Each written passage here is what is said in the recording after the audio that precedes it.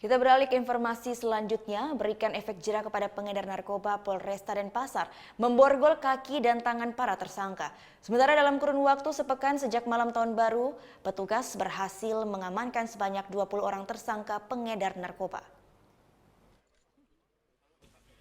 Ada hal yang berbeda yang dilakukan Polresta Denpasar di awal tahun 2019 ini. Para pengedar narkoba yang berhasil ditangkap tidak saja ditahan dalam sel, namun tangan dan kaki para tersangka juga diborgol dan kepala mereka digundul. Ini merupakan salah satu upaya untuk memberikan efek jera bagi para pengedar narkoba. Kita borgol kaki tangan.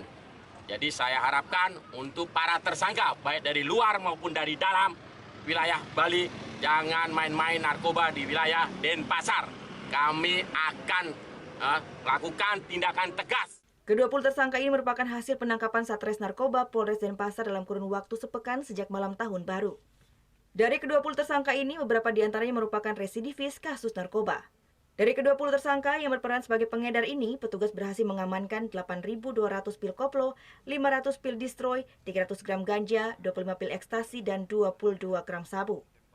Dari pengakuan para tersangka, mereka dikendalikan dari napi di lapas yang ada di Bali dan sebagian narkoba dikirim ke Banyuwangi. Para tersangka dijerat dengan undang-undang tentang narkotika dengan ancaman penjara maksimal 12 tahun kurungan. Surya Sanjaya melaporkan untuk NET. Oh yang beneran? Iya, oke. Tapi gue pernah.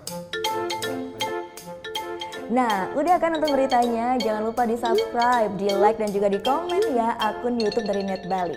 Terima kasih udah subscribe. Yang belum, jangan sampai lupa. Di sebelah sini nih. Subscribe.